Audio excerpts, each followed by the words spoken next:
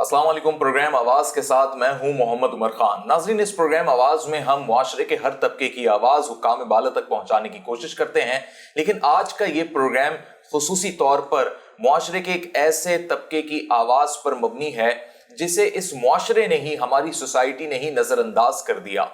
ना सिर्फ इस मुआशरे ने बल्कि उनके अपने लोगों ने नजरअंदाज कर दिया। क्यों ऐसा हुआ आज के इस प्रोग्राम में हम बताएंगे, लेकिन इन लोगों से भी मिलवाएंगे और आपको ये जाहिर करेंगे कि किस तरीके से ये लोग अपनी काबिलियत के बलबूते पर किसी भी लिहाज से इस मुआशरे के आम लोगों से कम नहीं है। मैं बात कर रहा हूं उन बच्चों की जिन्हें हम स्पेशल चिल्ड्रन कह देते हैं, या वो इंटेलेक्चुअली चैलेंज्ड होते हैं, स्लो लर्नर होते हैं, या उन्हें किसी भी किस्म की डिफिकल्टी होती है और फिर चाहे उनके खानदान के अफराद हो या ये मुआशरा हो, उन पर तवज्जो नहीं देता। लेकिन अब वक्त बदल रहा है और पाकिस्तान के अंदर ही एक ऐसा इदारा मौजूद है जिसने इन बच्चों को ऐसा हुनर याफ्ता बना दिया है, ऐसा हुनरमंद बना दिया है कि ये बच्चे आम लोगों से ज्यादा बेहतर परफॉर्म करके दिखा रहे हैं। हम मौजूद हैं कराची वोकेशनल ट्रेनिंग सेंटर में और इनकी जो डायरेक्टर एडमिनिस्ट्रेशन है फरहीन आमिर, उनसे हम गुफ्तगू का आगाज करेंगे। अस्सलाम वालेकुम। वालेकुम। कैसी हैं फरहीन साहब आप? अल्हम्दुलिल्लाह। माशाल्लाह, कराची वोकेशनल ट्रेनिंग सेंटर के बारे में जो कुछ मैं जान सका या जितना मुझे मालूम हुआ, बड़ी हैरानगी हुई कि ऐसे बच्चे जिन्हें मुआशरे ने कभी तवज्जो नहीं दी या काबिल नहीं समझा, आप उन्हें मुआशरे के काबिल बना रहे हैं। जी बिल्कुल। गुज़श्ता 30 सालों से कराची वोकेशनल ट्रेनिंग सेंटर काम कर रहा है और इंटेलेक्चुअली चैलेंज बच्चों को वोकेशनली ट्रेन करता है। अच्छा, KVTC यूनिक क्यों है, क्यों डिफरेंट है? क्योंकि बहुत सारे स्कूल ऐसे हैं जो इन बच्चों पे काम कर रहे हैं, लेकिन हमारे पास होलिस्टिक प्रोग्राम है जिसके अंदर फंक्शनल एकेडमिक्स है, थेरेपीज़ हैं, स्किल्स हैं, कॉम्प्रिहेंसिव स्पोर्ट्स प्रोग्राम है और फिर जॉब प्लेसमेंट्स हैं। इन बच्चों को सिखाया कैसे जा रहा है? क्या इनका कोई मखसूस करिकुलम होता है या फिर ये आम लोगों की तरह ही सीखते हैं? अभी रिसेंटली हमने अपना खुद का करिकुलम लॉन्च किया है इन बच्चों के लिए। अभी तक पाकिस्तान में कोई करिकुलम नहीं बना है। फर्स्ट टाइम KVTC ने ये करिकुलम लॉन्च किया है और वो और भी स्कूल्स के साथ हम कोलैबोरेट कर रहे हैं कि ये पूरे सिंध में, पूरे पाकिस्तान में ये करिकुलम पढ़ाया जाए। सही। अच्छा, क्या ये बच्चे सिर्फ चीजें सीखने के अलावा कुछ कारआमद भी बन रहे हैं मुआशरे के लिए, या बस अपना एक वक्त यहाँ पर गुजार के चले जाते हैं? देखिए, यहाँ पे थेरेपीज़ के साथ में उनको इस काबिल कर दिया जाता है कि वो स्किल ट्रेनिंग ले सकें। स्किल ट्रेनिंग के बाद उनकी जॉब प्लेसमेंट्स आती हैं। जब वो जॉब प्लेसमेंट्स होती हैं तो वो अपने घर के एक अर्निंग मेंबर हो जाते हैं। अच्छा। वो कमाने लगते हैं। हमारा अपना ब्रांड है जिद्दत के नाम से। जो बच्चे बेसिक से लेके एडवांस ट्रेनिंग तक सीखते हैं वो जिद्दत में भी हम हायर करते हैं बच्चों को, और जो भी वो सीखते हैं, जो उनका एक फिनिश प्रोडक्ट होता है, वो हमारे ब्रांड में जाता है। तो बच्चे अपने फैमिली के अर्निंग मेंबर्स हैं हमारे। फरहीन साहबा, मैं चाहूंगा कि नाजरीन को हम विजिट करा सकें और इन बच्चों से भी मुलाकात कर सकें और दिखा सकें कि किस तरीके से इन बच्चों को सिखाया जाता है। जी बिल्कुल। अभी आप देखेंगे हमारे डायरेक्टर रिहैबिलिटेशन है आमिर साहब, वो आपको विजिट कराएंगे तो आप देखेंगे कि ये बच्चे किस तरह काम करते हैं। नाजरीन, कराची वोकेशनल ट्रेनिंग सेंटर जहां पर स्लो लर्नर्स हों या डाउन सिंड्रोम या फिर ऐसे बच्चे जिन्हें हम इंटेलेक्चुअली चैलेंज्ड कहते हैं, किस तरीके से मुख्तलिफ डिपार्टमेंट्स में उनको हुनरमंद बनाया जा रहा है, मुआशरे के काबिल बनाया जा रहा है, तो अब हम आपको दिखाते हैं। और यहाँ पर इनके डायरेक्टर रिहैबिलिटेशन जो 1993 से अपनी खिदमात अंजाम दे रहे हैं, और जनाब आमिर साहब हमारे साथ मौजूद हैं। अस्सलाम वालेकुम। अस्सलाम वालेकुम। कैसे हैं आमिर साहब? अल्लाह का शुक्र है, आप बताइए। माशाल्लाह, बड़ा काम कर रहे हैं। मुआशरे का ये वो तबका जो लोगों ने नज़रअंदाज किया हुआ था और आपने इनको मुख्तलिफ शोबों में तैयार कर दिया है, तो मुझे थोड़ा सा हवाला दें और विजिट भी कराएं ताकि हम नाजरीन को भी दिखा सकें। श्योर। देखें, ये वो बच्चे हैं जिनको सोसाइटी समझती है कि गुड फॉर नथिंग है, कुछ कर नहीं सकते। एक्सेप्टेंस पेरेंट्स की तरफ से ही नहीं होती, सोसाइटी की बात तो दूर की बात है। मतलब वो पेरेंट्स ही शुरू में एक्सेप्ट नहीं कर रहे होते उस बच्चे को। तो KVTC का काम ये है कि ना सिर्फ ये कि सोसाइटी में उसकी जो कैपेबिलिटीज़ हैं, जो अल्लाह ने उसको सलाहियतें दी हुई हैं और जो माशरे के सामने नहीं है, वो माशरे के सामने लेके आएँ। जब हम विज़िट करेंगे तो आप ख़ुद देखिएगा कि ये बच्चे, इनमें क्या सलाहियतें हैं, अल्लाह ने किन किन नेमतों से इनको नवाजा हुआ है और वो किस लेवल पे जाके परफॉर्म कर रहे हैं। सिर्फ प्रॉपर ट्रेनिंग की ज़रूरत है।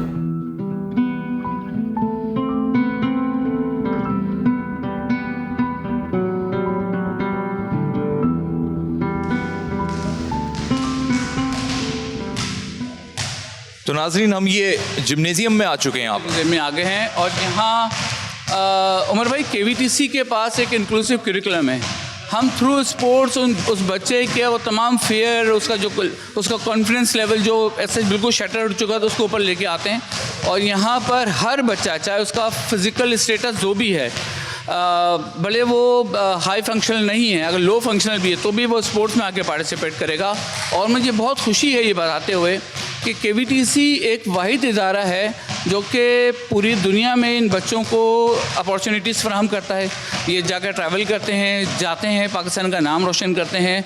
और अपकमिंग वेडनेसडे को यानी कि 19 अप्रैल को KVTC के 6 बच्चे टीम पाकिस्तान के तौर पे जा रहे हैं under supervision grand master Nazim Khan, और हम जा रहे हैं पाकिस्तान को रिप्रेजेंट करने के लिए जापान इंशाल्लाह। जापान जा रहे हैं। तो ना सिर्फ ये कि ये एक इवेंट की बात है, 1800 से ऊपर ये बच्चे मेडल रखते हैं, जिसमें वर्ल्ड गेम्स हैं, नेशनल गेम्स हैं, इंटरनेशनल गेम्स हैं, रीजनल गेम्स हैं। तो स्पोर्ट्स एक बहुत ही इंपॉर्टेंट डोमेन है जिसमें, और इनको फिजिकली फिट भी रखता होगा। मैं इन बच्चों से बात भी कर सकता हूँ। अस्सलाम वालेकुम। वालेकुम सलाम। क्या नाम है आपका? बासित अब्बास। बासित, क्या कर रही हैं जो आप अभी जंप करते हुए आए?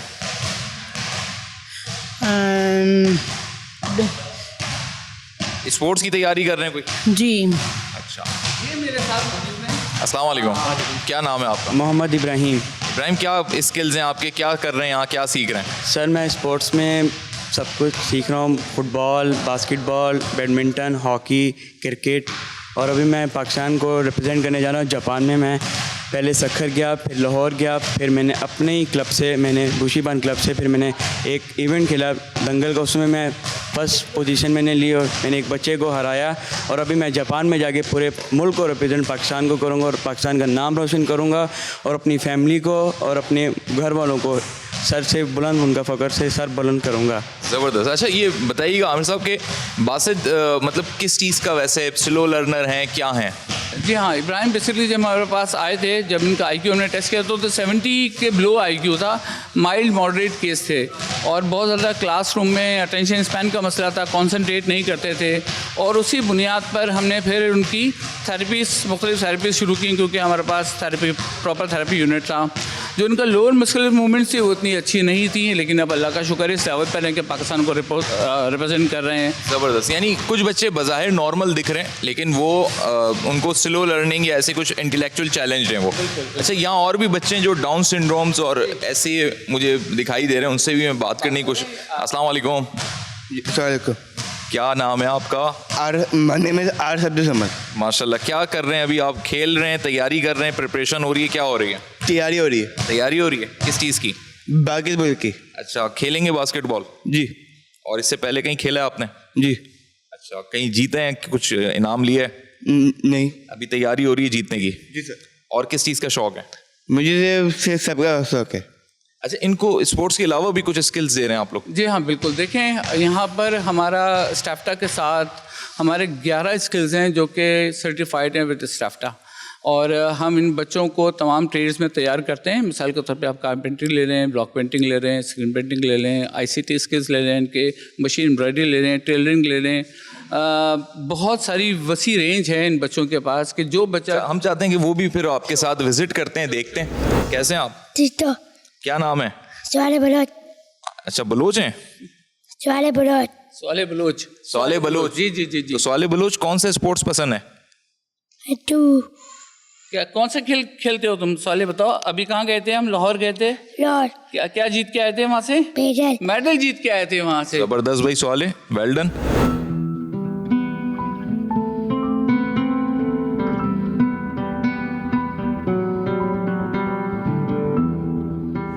नाज़रीन, यहाँ पर आपको ये दिखाई दे रहा होगा कि ये अजरक है, चादरें यहाँ पे बनी हुई हैं, कपड़े हैं। ये जो पूरी एक प्रोडक्ट के तौर पे जो इसके ऊपर स्क्रीन प्रिंटिंग हुई है, ये इन्हीं बच्चों ने की है जिन्हें मुआशरा अपने साथ चलाने को तैयार नहीं है, लेकिन ये बच्चे इतनी ज़बरदस्त चीज़ें तैयार कर रहे हैं। तो अभी हम इसी डिपार्टमेंट में मौजूद हैं। आमिर साहब यहाँ लेकर आए हैं जो कि स्क्रीन प्रिंटिंग हम इन बच्चों को देख रहे हैं कि कर भी रहे हैं और इंस्ट्रक्टर्स इनको सिखा भी रहे हैं। आमिर साहब, ये बताएं कि स्क्रीन प्रिंटिंग, ये जो कपड़ों के ऊपर ही सारी चीज़ें काम हो रही हैं, कितने अरसे में सीख जाते हैं? और ये तो बड़े स्लो लर्नर्स होते हैं, किस तरह ये सीख रहे हैं फिर? ये हमारे ख़ुद की इख्तरा है। हमने सोचा हुआ है कि बहुत स्लो लर्नर होते हैं और नहीं सीख पाते, और आपके सामने है देखिए ये स्टिग्मा को सोसाइटी के हम गलत साबित करने की कोशिश कर रहे हैं गुज़िश्ता 30 सालों से कि ये बच्चे केपेबल हैं, इसीलिए इनको कहते हैं डिफरेंटली एबल्ड।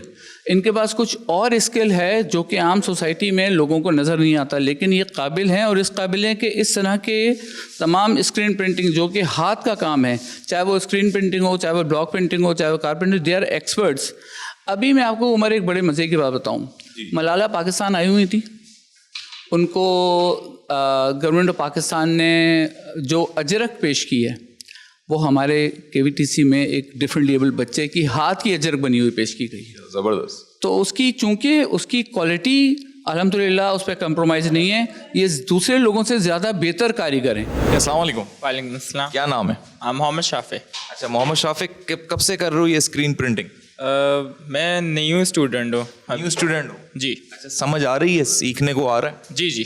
और अच्छा लग रहा है, मज़ा आ रहा है? जी जी। क्या होती क्या है ये स्क्रीन प्रिंटिंग, कहाँ ये कपड़े यूज़ होते हैं? ज़्यादातर अलग अलग जगहों पर इस्तेमाल होते हैं। अस्सलाम वालेकुम। क्या नाम है आपका? अयान मुदस्सिर। अयान मुदस्सिर, ये स्क्रीन प्रिंटिंग कर रहे हैं आप, मज़ा आ रहा है इसमें? जी बहुत ज़्यादा। अच्छा, आसानी से सीख लेते हैं? जी आसानी हो जाती है, सीख लेते हैं, बना लेते हैं डिज़ाइन? जी थोड़ा बहुत अभी ट्रेनिंग जो थोड़ा बहुत ट्रेनिंग हो रही जी है? जी और उस ट्रेनिंग में मज़ा आ रहा है? जी बहुत ज़्यादा। अच्छा, घर वालों को बताते हैं जाके क्या क्या सीखा है? जी और खुश होते हैं घर वाले? जी। ज़बरदस्त। नाज़रीन, ये जो बच्चे ये किस तरीके से महारत से काम कर रहे हैं, और अगर आप इनकी फर्निश प्रोडक्ट्स को देखें तो देखने के बाद अंदाज़ा नहीं होगा कि ये किसी मशीन का काम है, या अगर स्क्रीन प्रिंटिंग हाथ से भी हुई है तो किसी ऐसे शख्स ने की है, या फिर एक डिफरेंटली एबल या इंटेलेक्चुअली चैलेंज्ड किसी बच्चे ने की है। ये प्रोडक्ट देखने के बाद अंदाज़ा नहीं हो सकता।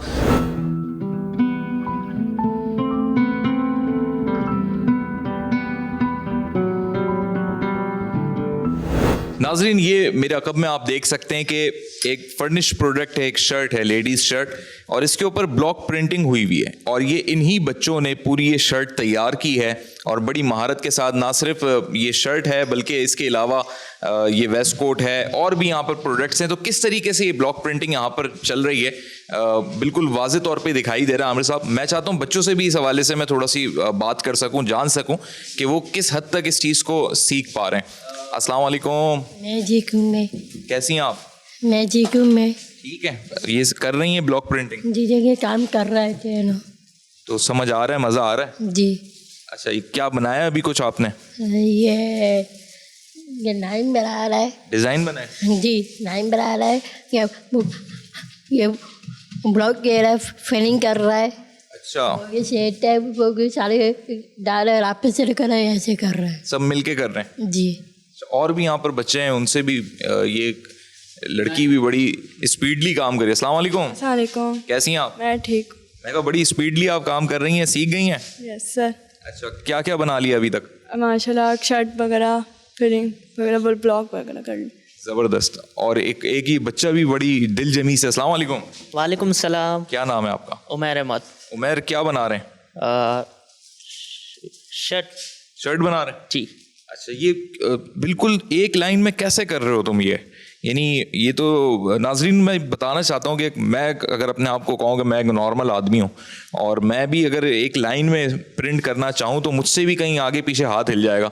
तुम कितने स्ट्रेट कैसे बना रहे हो ये लाइन? मैं चाहता हूँ कैमरे की आंख से भी दिखाएं, कैसे कर रहे हो ये? सर ने मुझे सिखाया है। अच्छा, और तुमने सीख लिया सही से? जी। इंफॉर्मेशन एंड कम्युनिकेशन टेक्नोलॉजी लिखा हुआ है, अंदर बच्चे भी दिखाई दे, तो क्या आप इन्हें आईटी के लिए भी तैयार कर रहे हैं? जी हाँ, आईसीटी एक हमारा बहुत बड़ा स्किल है। वो तमाम एजुकेबल बच्चे, स्टूडेंट्स जो कि जिनकी कैपेसिटी है एजुकेशन लेने की, उन बच्चों को यहाँ पर कंप्यूटर की मुकम्मल तालीम दी जाती है, उनको तमाम कोर्सेज करवाए जाते हैं। और जो हमारी मल्टीनेशनल जो कंपनीज़ हैं, लेट्स से बैंक्स हैं या और दूसरी कंपनीज़ हैं, वो ज़्यादातर डिमांड कर रही होती हैं जॉब प्लेसमेंट के लिए वो बच्चे जो कंप्यूटर लिटरेट होते हैं।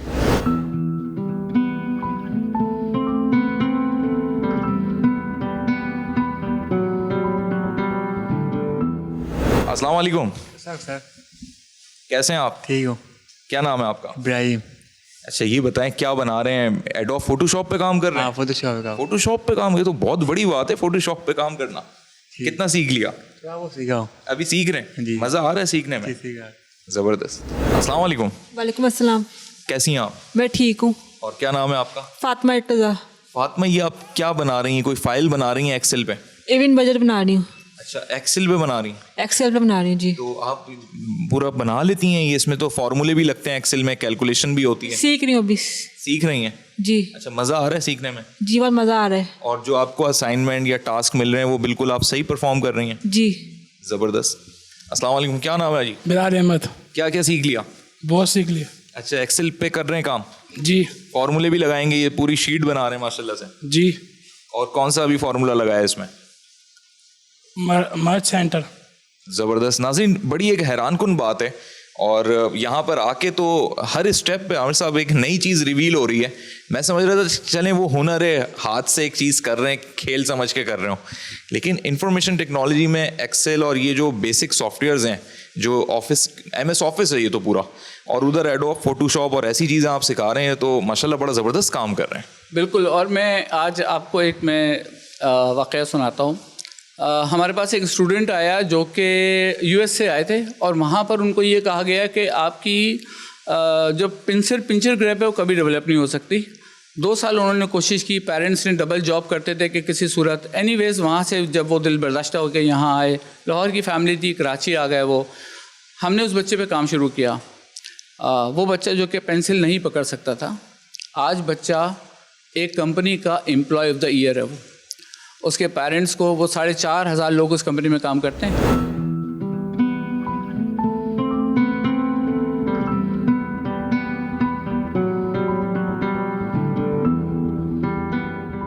नाजरीन, ये अब हम आमिर साहब इधर आ गए हैं, कारपेंट्री हो रही है। जी हाँ, ये हमारी कारपेंट्री वर्कशॉप है। इसके अलावा पॉलिशिंग डिपार्टमेंट हमारा है, ऑटो स्प्रे पेंटिंग अलग डिपार्टमेंट, लेकिन कारपेंट्री में ये बच्चे माशाल्लाह से फुली कारपेंटर हैं, पूरा काम अपना कर लेते हैं। और जितना आपने यहाँ फर्नीचर देखा है KVTC में, वो तमाम के तमाम इन बच्चों के हाथ का बना हुआ है। इन बच्चों ने बनाया? जी हाँ। ये इस तरीके से नाजरीन ये तैयार कर रहे हैं ये बच्चे, और बड़ी खूबसूरत अंदाज में।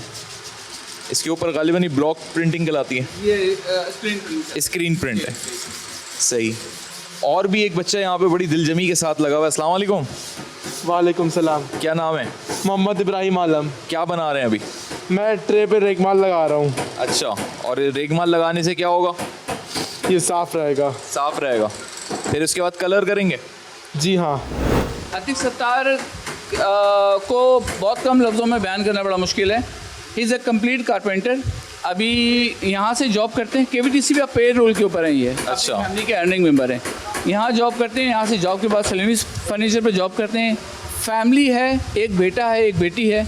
अपनी फैमिली को फाइनेंशियली सपोर्ट करते हैं, और ना सिर्फ ये कि फाइनेंशियल सपोर्ट करते हैं, बल्कि जिन दोनों में इनके वालिद की तबीयत ख़राब थी, तो ये थे जिन्होंने उनकी सुबह दोपहर शाम खिदमत की। तो शायद इंटेलेक्चुअली चैलेंज है। जी हाँ, पाकिस्तान को 2 दफ़ा रिप्रेजेंट कर चुके हैं, इंडिया में जाके इंडिया को मार चुके हैं। ज़बरदस्त। और इसके अलावा बर्लिन, इसके अलावा आइलैंड गए थे। आइलैंड गए थे तुम? कौन सा गेम था? टेनिस में गए थे, और वहाँ से गोल्ड मेडल पाकिस्तान के लिए लेके आए।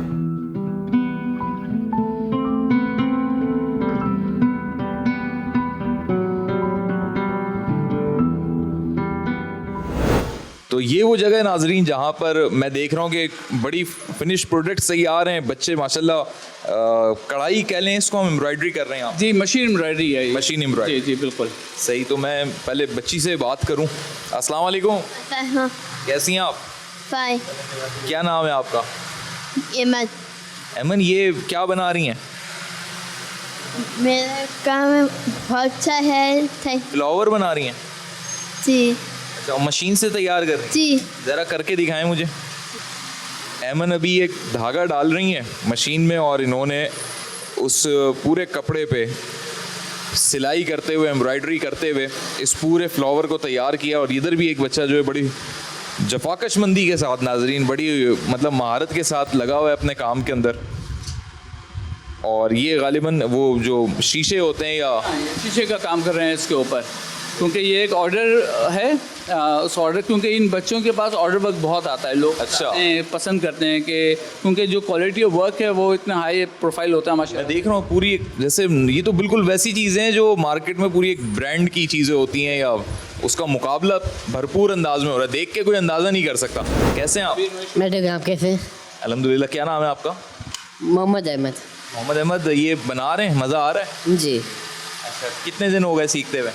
20 दिन हो गए। हाँ जी। अच्छा, ये अभी इसमें क्या पूरा ये जो बना हुआ है इस पे सिलाई करेंगे, एम्ब्रॉयडरी करेंगे? हाँ जी। तो जब डे 1 आए थे तो उस वक्त से लेकर के ये बच्चे ने कब का प्रोजेक्ट्स तजम्मुल, कौन से ईयर में किस तारीख को क्या काम किया, इसके पीछे कौन सी टेक्निक्स इस्तेमाल की गई, किस तरह से बच्चे के परफॉर्मेंस को एनहांस किया, ये उनके प्रोजेक्ट्स लगे हुए। ये एक लेवल ये आ गया जो बिल्कुल फर्निश और फर्स्ट क्लास चीज़ें देगा। ये इस वक्त ये ऑर्डर पे काम कर रहे हैं, जिद्दत ऑर्डर के लिए काम कर रहे हैं। अस्सलाम वालेकुम। वालेकुम सलाम। क्या बना रही हैं? बटन लगा रही हूँ। अच्छा, अभी आप बेसिक ट्रेनिंग पे हैं? जी बटन टांकना सीख रही हैं जी और मशीन भी चलाती हैं? जी।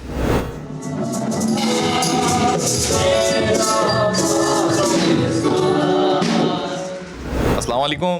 वालेकुम अस्सलाम। क्या नाम है आपका? नाम है मेरा मुस्तफ़ा जुमानी का MJ फ्रॉम पाकिस्तानी model kings to the pop star rockstar superstar actor hero singer Bollywood Hollywood mimicry Lollywood from पाकिस्तानी मॉडल किंग्स फ्रॉम KVTC।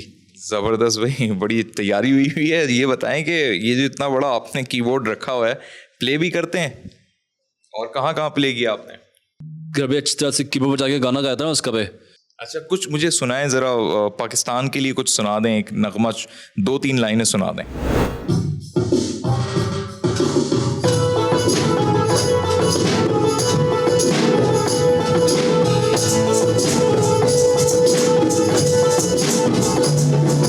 इस वतन पे जानो दिल कुर्बा ये वतन हमारा, इस वतन से पहचान हमारी ये वतन हमारा, कुर्बानी कितनी देकर आज़ादी लाए, मैं तो ये चाहूँ सारी दुनिया ही ये जाने, दिल से मैंने देखा पाकिस्तान, जा से मैंने दर्दी बेईमान, दिल से मैंने चाहा पाकिस्तान, जा से मेरा दर्दी बेईमान, ए वतन तुम्हारा है, तुम हो पास बानिस के, ये चमन तुम्हारा है, तुम हो नग़मा गागिस के,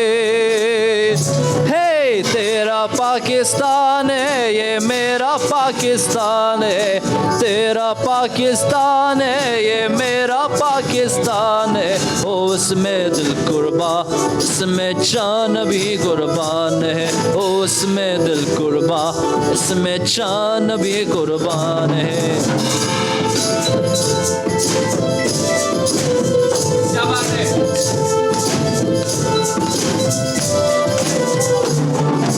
हम किसी से कम नहीं इसका हमको है यकीन, आखुदाम कर देख ले किसी पे इतना दम नहीं, हम किसी से कम नहीं इसका हमको है यकीन, जा वतन बर्बाद दे होगा हमको गम नहीं, अश्क करेगा सारा ज़माना जब तक रहेगा जहां, है जवा जी है तेरा नशा, है जवा मंजिल आसमां, है जवा जोश तेरी बचा, है जवा अब तू ही पाकिस्तान, जब तक है जाने जा तू जोश को रख जवा, है जवा।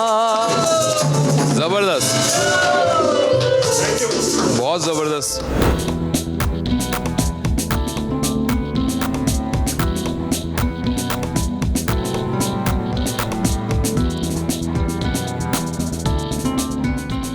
मैं यहाँ जहाँ मौजूद हूँ अभी, ये है इनका ब्यूटी सलून जहाँ पे इनको ब्यूटिशियन का गालिबन कोर्स करवाया जा रहा है। जी बिल्कुल, ख़ास तौर पे उम्र हमारी बच्चियों के लिए, जो बच्चियाँ ग्रेजुएशन के बाद जॉब साइट पे जाने के लिए तैयार होती हैं।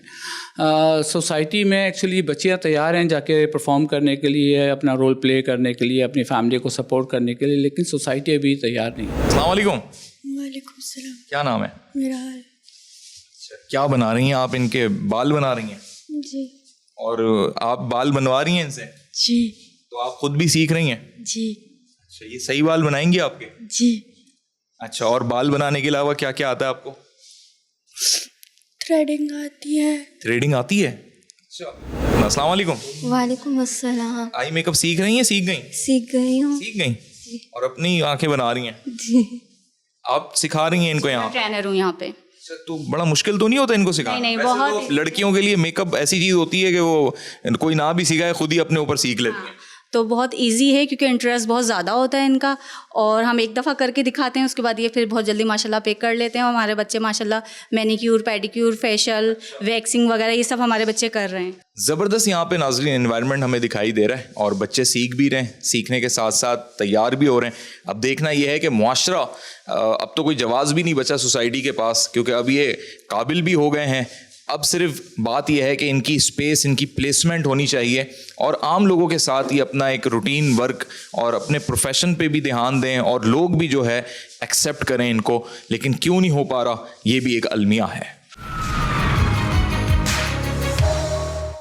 वेलकम बैक नाजरीन, प्रोग्राम के आगाज में ही मैंने आपको ये बताया था कि आज के इस प्रोग्राम में आवाज में हम उन लोगों की आवाज बन रहे हैं जिन्हें मुआशरे ने नजरअंदाज कर दिया, चाहे वो खुसूसी अफराद हों या बुजुर्गान हों।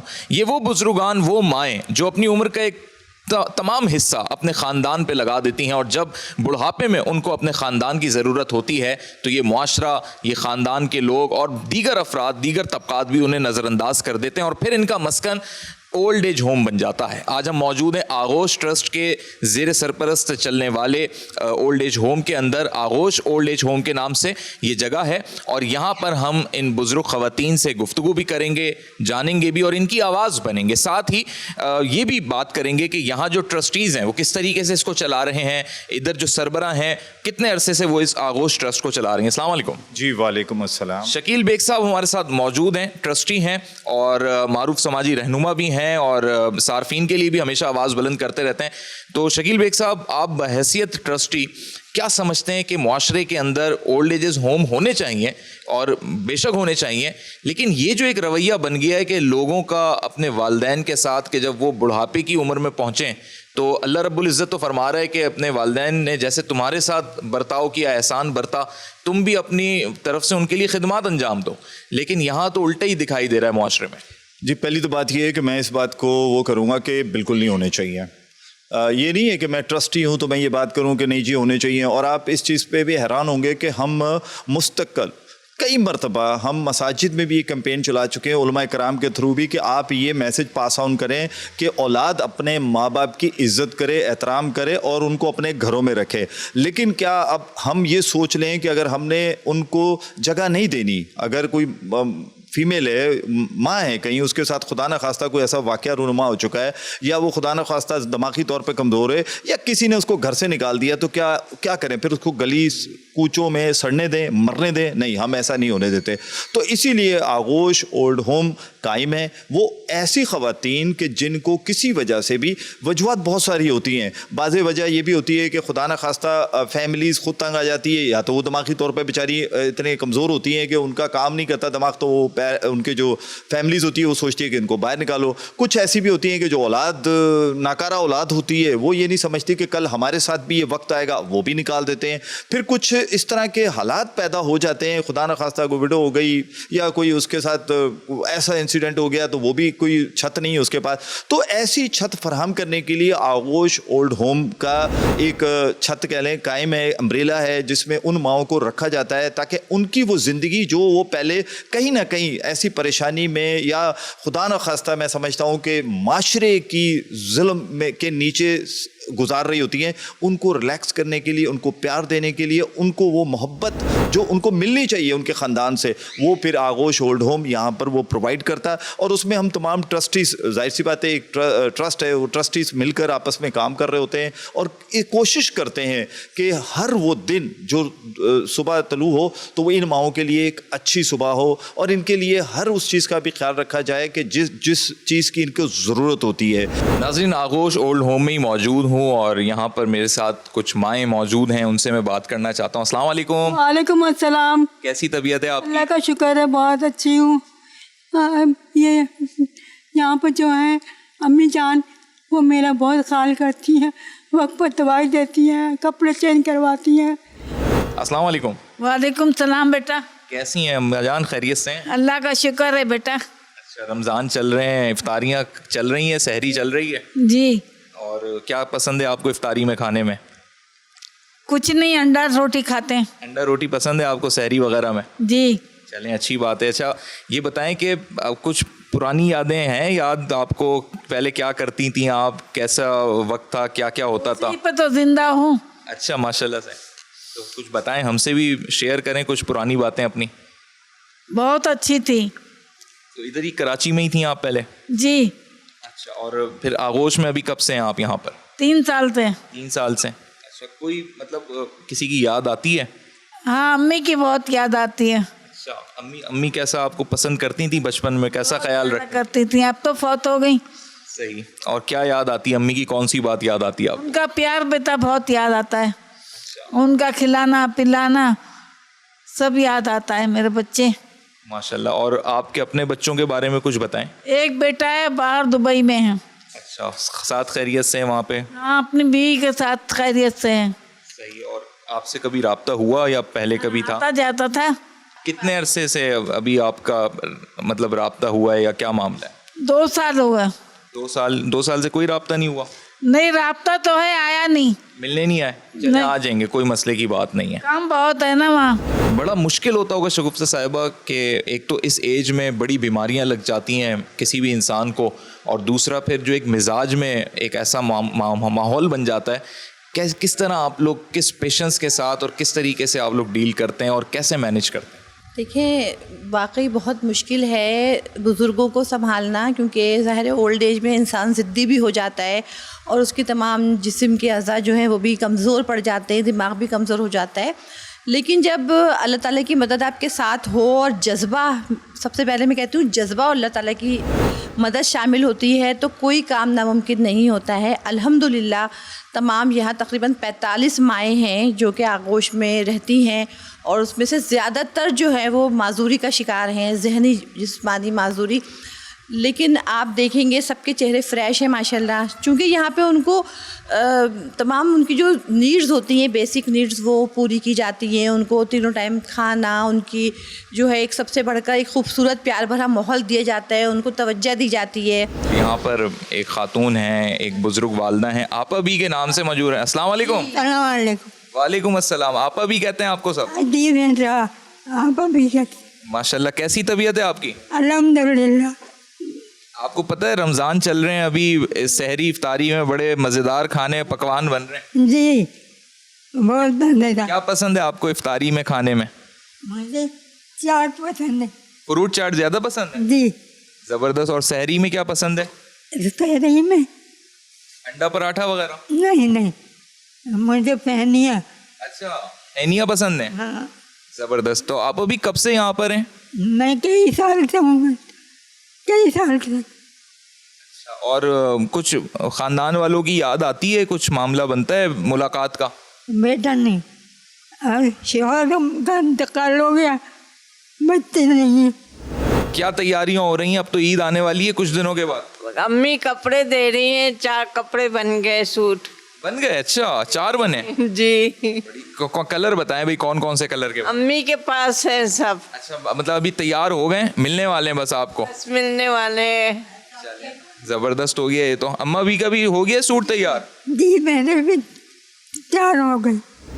नाजरीन, आगोश ओल्ड होम में और आगोश ट्रस्ट के ज़ेर इंतज़ाम चलने वाले इस इदारे में ना सिर्फ बुज़ुर्ग ख़वातीन बल्कि वो ख़वातीन जिसमें बुज़ुर्ग भी शामिल हैं और कुछ जो बुज़ुर्गान में शामिल नहीं हैं लेकिन किसी ना किसी डिसेबिलिटी का शिकार हैं या किसी हादसे या किसी भी वजह से अब वो उनके लिए ज़िंदगी के जो मराहिल हैं वो मुश्किल हैं, लेकिन आगोश ट्रस्ट ने उनको अपनी आगोश में लिया हुआ है। तो एक खातून यहाँ मौजूद है, मैं उनसे गुफ्तगू करता हूँ। अस्सलाम वालेकुम। वालेकुम अस्सलाम। कैसी हैं आप? खैरियत से? जी अल्लाह का शुक्र, मैं बिल्कुल ठीक। क्या नाम है आपका? मेरा नाम सानिया। सानिया साहिबा, ये बताएं कि मैं देख रहा था आप चलती हुई आ रही थी, कब से आप यहाँ पर हैं? मैं 8 साल से। और तबीयत कैसी है आपकी? बहुत अच्छी है, बहुत खुश। कुछ वैसे ही शेयर करें हमसे अपनी स्टोरी के, कैसे हुआ ये वाकया, क्या हो गया था, मामला क्या बना? मैं लाहौर की रहने वाली हूँ। मेरे स्टेप फादर मेरे साथ बहुत ज़्यादती करते थे, फिर उन्होंने मेरा पाँव काट दिया था और मैंने वहाँ से चैनल वालों से फिर रब्ता किया कि मुझे वहाँ से निकालें, तो वो लेकर आए थे कराची में।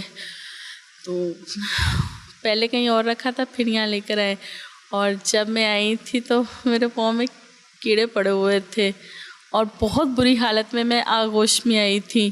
तो फिर मेरे 5 ऑपरेशन हुए और मुझे कलमा बिल्कुल नहीं आता था, कुछ नहीं आता था। मैंने यहाँ पे कुरान पढ़ना तर्जमे से सीखा, स्कूल का पढ़ा यहाँ पे, और मेरे पाँव के 5 ऑपरेशन। आज मैं सबसे ज़्यादा यहाँ पे खुश हूँ क्योंकि मुझे जो असल माँ है वो यहाँ मिली है।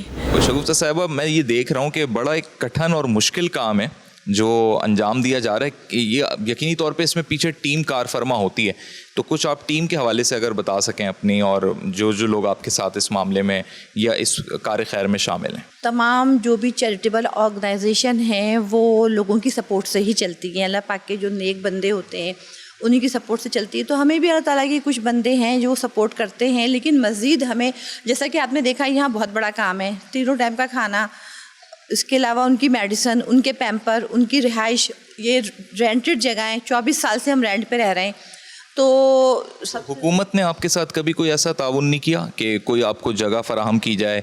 इतना बड़ा अजीम काम आप अंजाम दे रही हैं, या आप लोगों की तरफ से अप्रोच किया गया, क्या रिस्पॉन्ड रहा?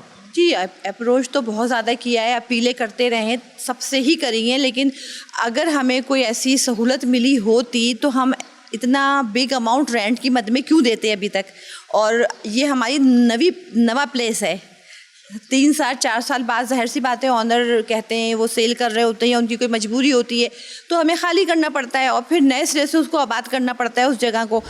मसला ये है कि हम इस चीज़ को दूर होते जा रहे हैं कि माँ बाप ने, आप जब छोटे थे तो आपको चलना सिखाया, बोलना सिखाया, आपको कमाना सिखाया, तालीम दिलवाई सबसे बढ़ के। आप तालीम हासिल की, सब कुछ करने के बाद जब वक्त आया कि वो बूढ़े हो गए, अब वो जो बुढ़ापा है वो बेसिकली उनका बचपन बन रहा है।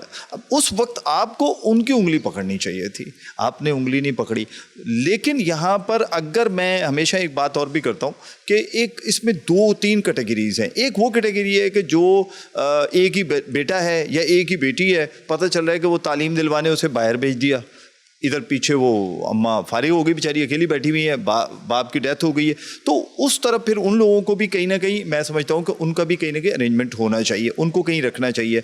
लेकिन सवाल ये पैदा होता है कि क्या इतनी औलाद कमज़ोर क्यों होती जा रही है कि आखिर ये घर उनको जगह बनता है और ये घर फिर ये समझता है, हम तो सब ये समझते हैं हमारी माएँ बहनें बेटियाँ हैं। बहुत शुक्रिया शकील बेग साहब। नाज़रीन, बिल्कुल यही बात है कि हमारे मुआशरे के अंदर बेहिसी इतनी बढ़ती चली जा रही है कि ये मुआशरा जो कि इंसाफ पर मबनी होना चाहिए, अखुवत पर, भाईचारगी पर और इस्लामी नज़रियात पर होना चाहिए, इसी मुआशरे के अंदर वो लोग जो स्पेशल चाइल्ड हैं, डिसेबल हैं या इंटेलेक्चुअली चैलेंज हैं, या फिर ये बुज़ुर्गान, ये माएँ जिन्हें इनके अपने बच्चों ने घरों से सिर्फ इस वजह से निकाल दिया कि अब ये बूढ़े हो गए और अब इनकी खिदमतें करनी पड़ रही हैं।